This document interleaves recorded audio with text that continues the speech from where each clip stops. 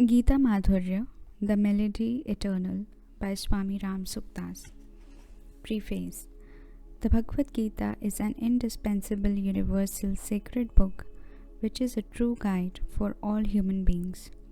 Keeping its utility in view, Reverend Swamiji Sri Ramasukhadasaji Maharaja has presented this scripture in the form of questions and answers in a very simple language so that the readers may get interested in it and understand it easily. It is also a very useful book for daily reading. We want to request the readers to study this book themselves and also inspire their close relatives and friends to study it. Let's start with the chapter 1. Chapter 1. The Pandavas spent 12 years in exile and stayed for 1 year in an unknown place, not to be recognized by anyone. After the expiry of this period, they demanded half the kingdom as was promised to them earlier. But Duryodhan did not agree to give even as much land as a pinpoint without the battle. Therefore the Pandavas, with the consent of their mother Kunti, accepted the challenge. Thus both the Kauravas and the Pandavas decided to fight and started preparations for it. Sage Vyas had great affection for Dhritarashtra. So the sage said to him, "The battle and the destruction of Kshatriyas is inevitable. It can't be avoided.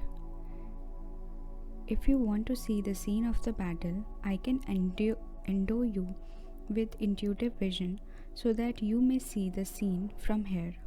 Dhritarashtra said, "I have been blind throughout my life, so now I don't want to see the massacre of my family, but I want to have the true knowledge of the events of the war front."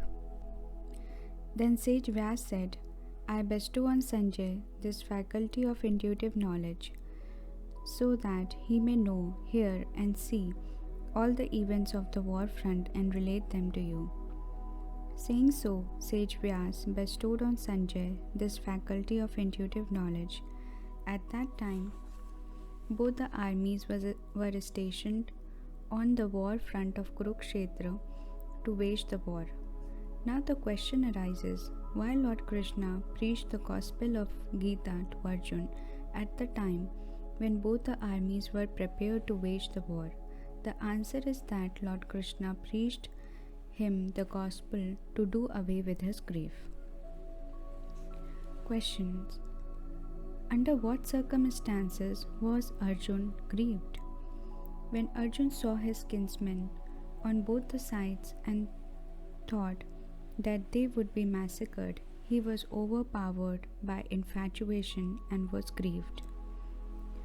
Why did Arjun see his kinsmen on both the sides?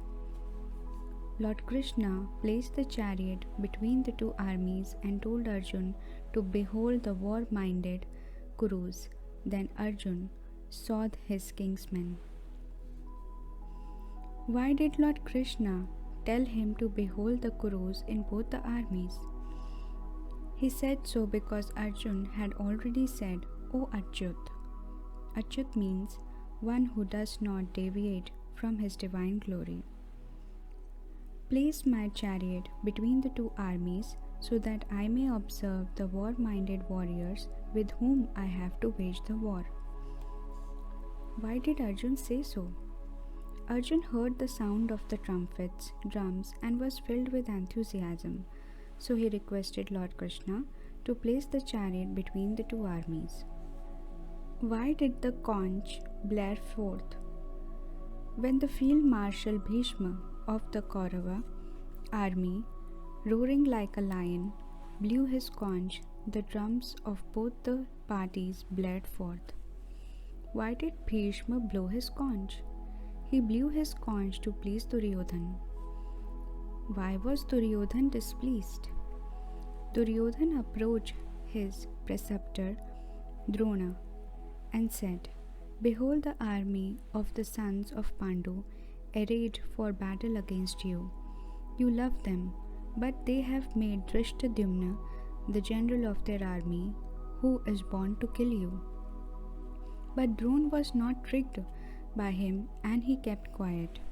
So Duryodhana was displeased. Why did Drona kept quiet? Drona kept quiet because he understood that Duryodhana was talking in a diplomatic way to instigate him against the Pandavas. He did not criticize his statement because it would prove disunity among them, which was not befitting on that occasion. Nor did he support him because he was playing trick on him and he had no fair dealing. Thus he did not speak. When did Duryodhana say so and why? Duryodhana saw the army of Pandavas properly arrayed and uttered these words to Drona to instigate him against the Pandavas. It was described by Sanjay to Dhritarashtra. When did Dhritarashtra ask questions? He asked the questions when he wanted to know the details of the war from the very beginning. Why did he put the question? After the 10th day of the battle, Sanjay gave a surprising news that Bhishma, the grandfather of Kauravas and the Pandavas, the son of Shantanu, the chief warrior and the best archer, was badly injured and was lying on the bed of arrows. Dhritarashtra was shocked and began to lament for him. Then he asked Sanjay to relate to him all the details of the battle. He said, "O Sanjay, assembled on the holy field of Kurukshetra, eager to fight, what did my sons and the sons of Pandu do?" Sanjay replied, "Seeing the army of the Pandavas arrayed properly, Duryodhana went to Dronacharya, and after approaching him, he spoke, 'Behold, O Master, the mighty army of the sons of Pandu, arrayed for battle by your talented pupil named Drishtadyumna, the son of Drupada. Whom should I see in the Pandav army, Duryodhana?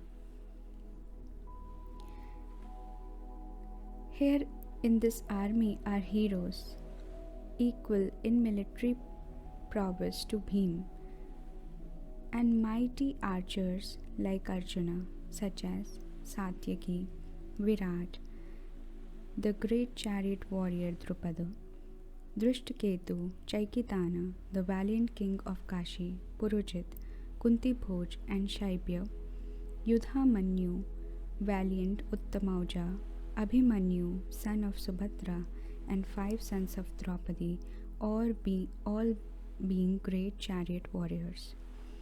O Duryodhana, you have mentioned the names of the warriors of the Pandav army, but who are the warriors of our army? O best of the twice born Dvija, pay attention to all those also who are the principal warriors on our side. You means Dronacharya, Bhishma, Karna, Kripa, who is ever victorious in battle, Ashwathama, Vikarna, and Saumadat, son of Bhrurishava.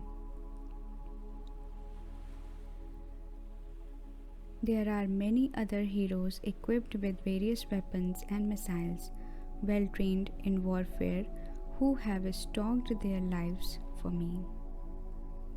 O Sanjay, after telling the names of the chief warriors, what did Duryodhana think? He thought that their army, protected by Bhishma, was easy to conquer, while that of the Pandavas, guarded by Bhima, was unconquerable. What did he do after thinking so, Sanjay? After thinking so, he said to all the warriors, "Now, all of you remain stationed in your respective positions on all fronts and guard Bhishma carefully on all sides." Sanjay, what did Bhishma do after hearing this statement of his protection? In order to cheer up Duryodhana, Bhishma roared terribly like a lion and blew his conch very loudly. What happened after this? Bhishma had blown the conch to cheer up Duryodhana. But the Kaurav army took it as an indication that the war was declared. Therefore, the Kaurav army's conch, kettle drums, tabors, drums, and trumpets blared forth all at once, and their noise was tumultuous. What happened after it, Sanjay? After hearing the noise of their musical instruments, the Pandav army's musical instruments must have blared forth. But their army did not get any command.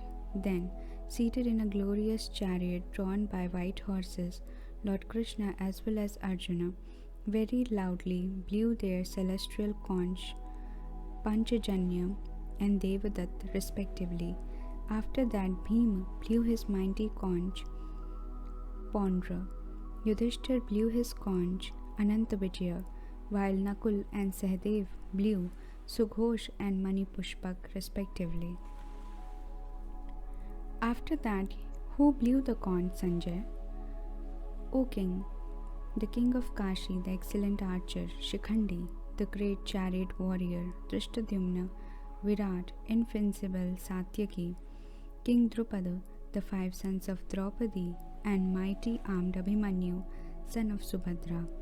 All these great chariot warriors blew their conchs. What was the result of the sounds of these conchs? That terrible sound echoing through the sky and the earth rent the hearts of the Kauravas, who had usurped the king by foul means. What did the Pandavas do after the conchs were blown from both the sides? O King, after the conchs were blown, at the time of the beginning of the war, seeing your relatives, Kauravas, arrayed against him, Arjuna, whose ensigned badge is Hanuman, took up his bow and spoke the following words to eminent Lord Krishna. O Achyut. Achyut means he who does not deviate from his divine nature, means Krishna. Place my chariot between the two armies. Why Arjun? I want to behold these warriors drawn for battle, with whom I have to engage myself in the fight, and who all are the well-wishers of Duryodhan. Hearing the words of Arjun, what did Lord Krishna do, Sanjay?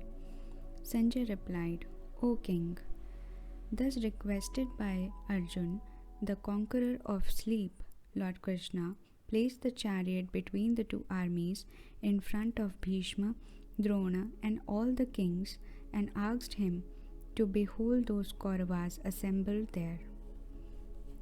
What happened then? Arjun saw stationed there in both the armies his uncles, grandfathers, teachers, maternal uncles, brothers and cousins, sons and grandsons, friends, father-in-law, well-wishers and kinsmen. Arjun was then possessed by extreme compassion and felt very sad and said, What did Arjun say, Sanjay? Arjun said, O Krishna, at the sight of these kinsmen thus arrayed, longing for war, my limbs give way, my mouth is parched, my body quivers, my hair stands on the end, the bow gandiv slips from my hand, my skin burns all over, my mind is reeling, and I am not able to even stand.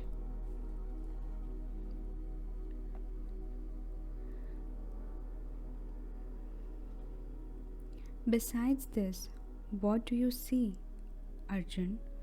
O Keshav, I see the omens also, inauspicious, nor do I see any good in killing my kith and kin in battle. How will you get kingdom without killing them?